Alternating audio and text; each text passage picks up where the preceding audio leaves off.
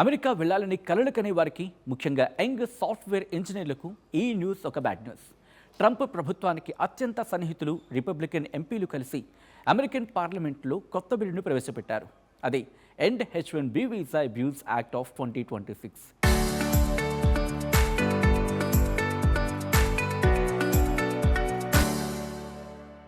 ఈ బిల్లులో ఉన్న అసలు మ్యాటర్ ఏంటి? నిజంగానే వీసాలు ఆగిపోతాయా? ఒకవేళ ఈ బిల్లు పాస్ అయితే భారతీయుల పరిస్థితి ఏంటి?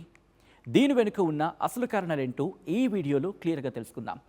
హలో, నమస్తే, వెల్కమ్ టు RTV. నేను సచిన్. ఈ బిల్లుని ఎలీ క్రేన్ అనే ఒక ఎంపీ ప్రవేశపెట్టారు. ఇందులో ఉన్న పాయింట్లు వింటే ఎవరికైనా ఫ్యూజులు ఎగిరిపోవాల్సిందే.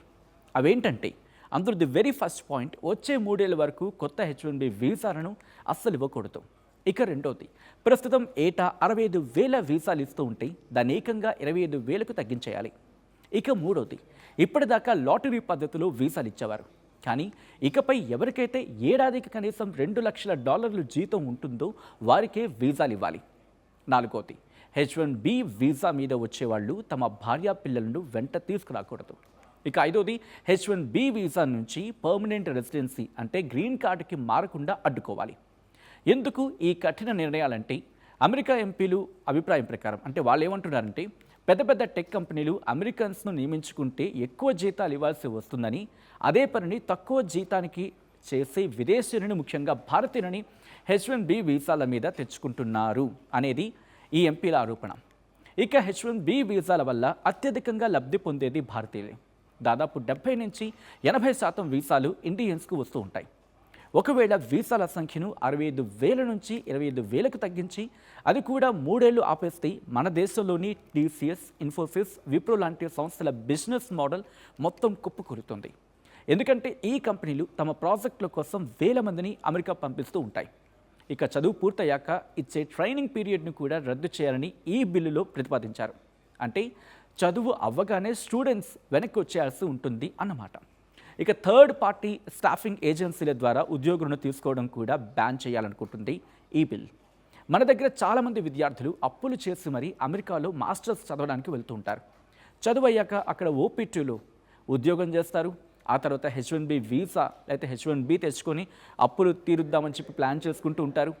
ఇప్పుడు ఒకవేళ OPT రద్దు చేసి H-1B కూడా ఆపేస్తే చదువు కోసం చేసిన లక్షలాది రూపాయల అప్పులు ఎలా తీర్చాలో తెలియక ఆ కుటుంబాలు రోడ్డున పడే అవకాశం ఉంది. ఇది చాలామంది IT ఉద్యోగులపై ప్రభావం చూపిస్తుంది. $2 లక్షల జీతం ఇవ్వడం అంటే చిన్న కంపెనీలకు అసాధ్యం. కేవలం గూగుల్, మైక్రోసాఫ్ట్ లాంటి దిగ్గజ సంస్థలకి ఇది సాధ్యమవుతుంది. కాబట్టి ఆటోమేటిక్గా విదేశీయులను తీసుకోవడం ఆపేస్తాయి. ఇక భార్యా పిల్లలను వెంట తీసుకురాకూడదు అనే నిబంధన భారతీయులకు ఒక ఎమోషనల్ దెబ్బ. మన వాళ్ళ ఫ్యామిలీకి చాలా ఇంపార్టెన్స్ ఇస్తారు.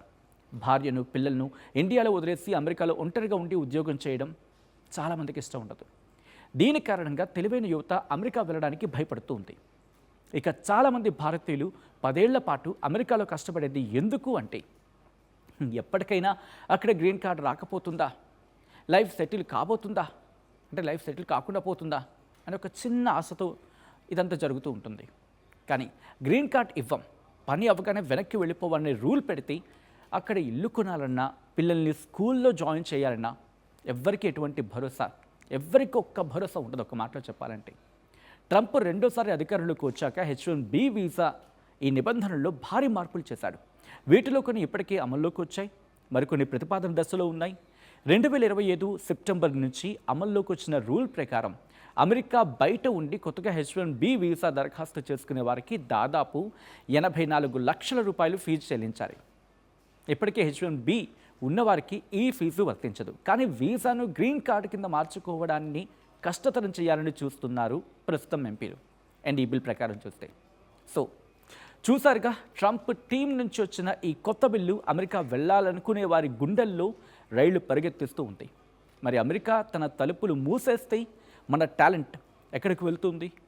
ఇండియాలోనే అవకాశాలు పెరుగుతాయా, లేకపోతే కాస్త ఇబ్బందికర వాతావరణం భారత్ ఎదుర్కోవాల్సి ఉంటుందా? మీరేమనుకుంటున్నారు? మీ అభిప్రాయం ఏంటి? కామెంట్ రూపంలో తెలియజేయండి.